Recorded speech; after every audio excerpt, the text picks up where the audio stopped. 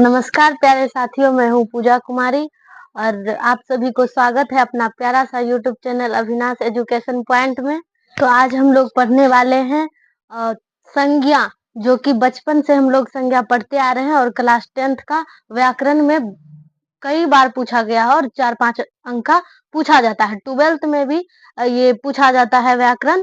तो हम लोग आज संज्ञा पढ़ेंगे। तो संज्ञा देखिए, संज्ञा क्या है? किसी व्यक्ति, वस्तु या स्थान के नाम को संज्ञा कहते हैं। किसी व्यक्ति, वस्तु या ध्यान दीजिएगा, किसी व्यक्ति, वस्तु या स्थान के नाम को संज्ञा कहते हैं। यानी व्यक्ति, वस्तु या स्थान के नाम को संज्ञा कहते हैं। संज्ञा के 5 भेद होते हैं। कितने भेद होते हैं?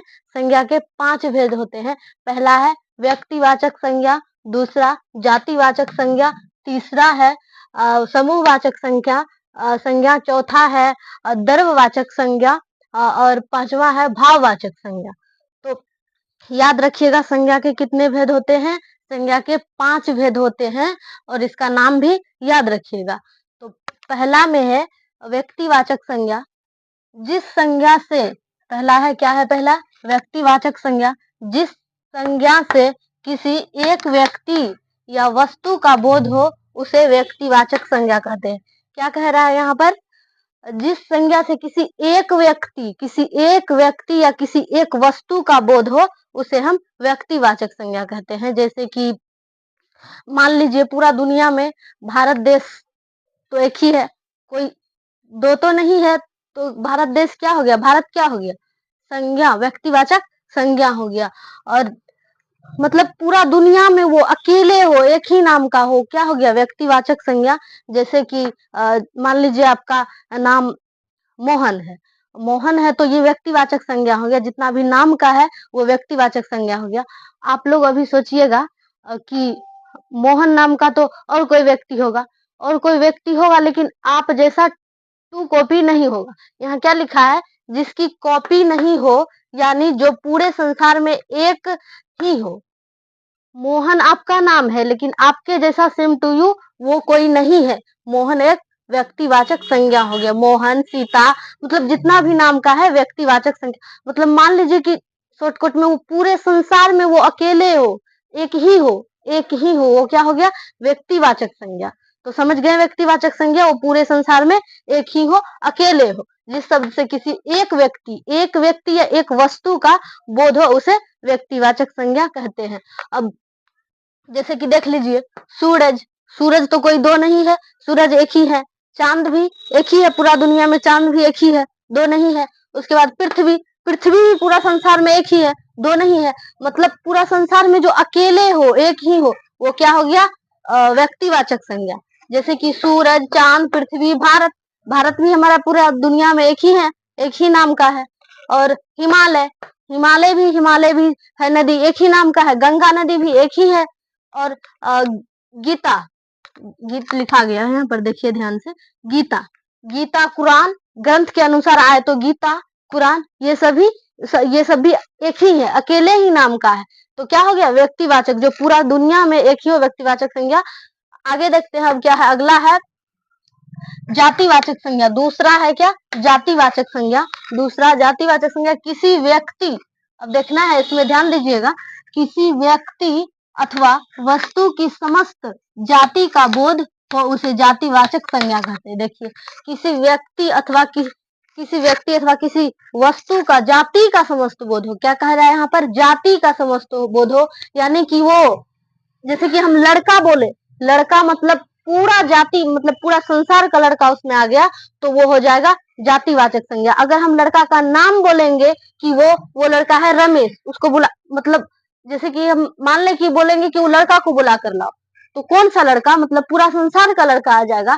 अगर हम नाम ले लेंगे कि जाओ वो लड़का, मतलब यानी कि रमेश को जाओ, रमेश को बुला कर ले आओ, तो वो क्या हो जाएगा? रमेश नाम अगर हम लगा दिए तो वो हो जाएगा व्यक्तिवाचक संज्ञा।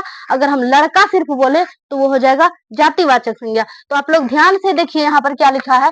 किसी व्यक्ति अथवा वस्तु की समस्त जाति का बोध हो उसे जातिवाचक संज्ञा कहते हैं। जैसे लड़का जाति है, लड़का एक जाति है, जो कि पूरा संसार में जितना भी लड़का है वो इसमें आ गया।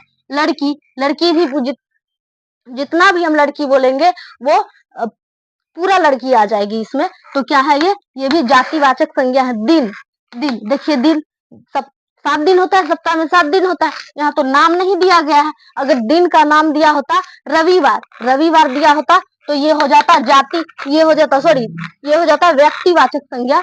और ये यहाँ पर दिया है दिन, दिन यानी कौन सा दिन, हम लोगों को तो पता नहीं है कौन सा दिन है।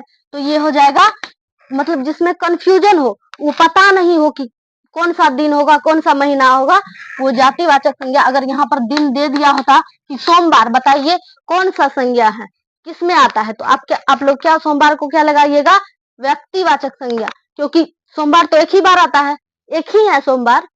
देखिए अब क्या है, महीना, महीना का नाम नहीं दिया गया है, जनवरी फरवरी या कुछ भी नहीं दिया गया है। अगर नाम दिया होता तो क्या होता, व्यक्तिवाचक संज्ञा। अगर नहीं दिया गया है तो होगा ये जातिवाचक संज्ञा। महीना जातिवाचक संज्ञा। फल, कोई देखिए फल, फल का तो नाम नहीं दिया गया है, डायरेक्ट फल है, तो ये जातिवाचक संज्ञा। ये समस्त सिर्फ इसका जाति है, जाति, नाम नहीं दिया गया है। लाइन अब देखिए सब्जी, सब्जी का भी तो कोई नाम नहीं दिया। अगर नाम दिया होता तो व्यक्तिवाचक संज्ञा। पूरा आसान है, ध्यान से समझिएगा, मजा आ जाएगा। अब देखिए ईश्वर, ईश्वर देखिए अलग अलग धर्म के अनुसार अनेक अनेक अलग ईश्वर होते हैं, अलग अलग देवी देवता होते हैं।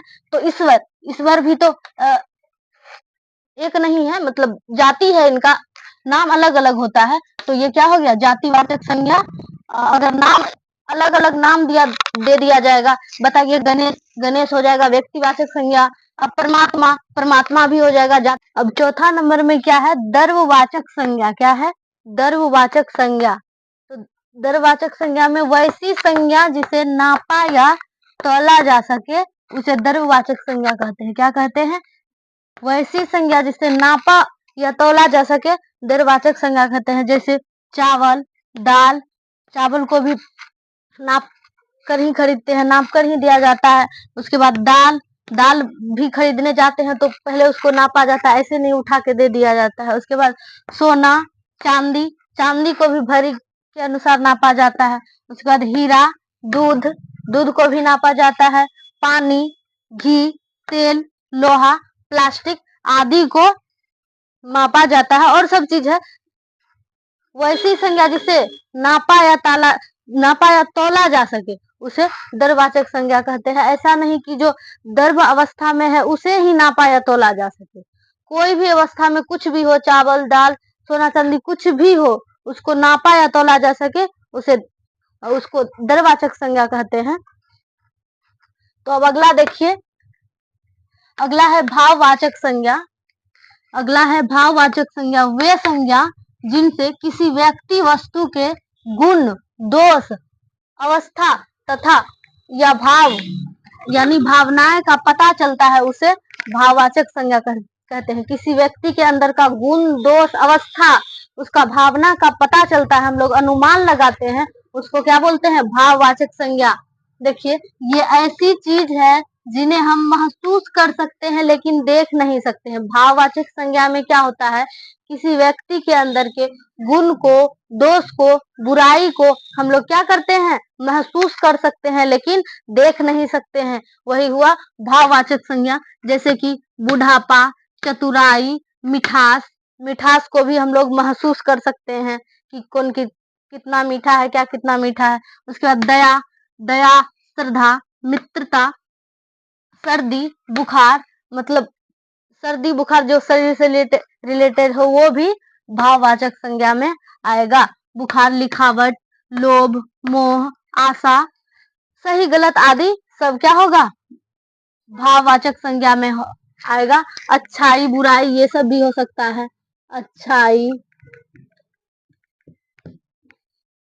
उसके बाद बुराई, ये सबको क्या हम अच्छाई बुराई सबको, आशा, मोह, लोभ को देख सकते हैं, नहीं, महसूस कर सकते हैं। तो वही है भाववाचक संज्ञा। तो संज्ञा 5 प्रकार के, संज्ञा के 5 भेद होते हैं, वो पांचों हम लोग समझ गए अच्छे तरीके से, एकदम आसान था।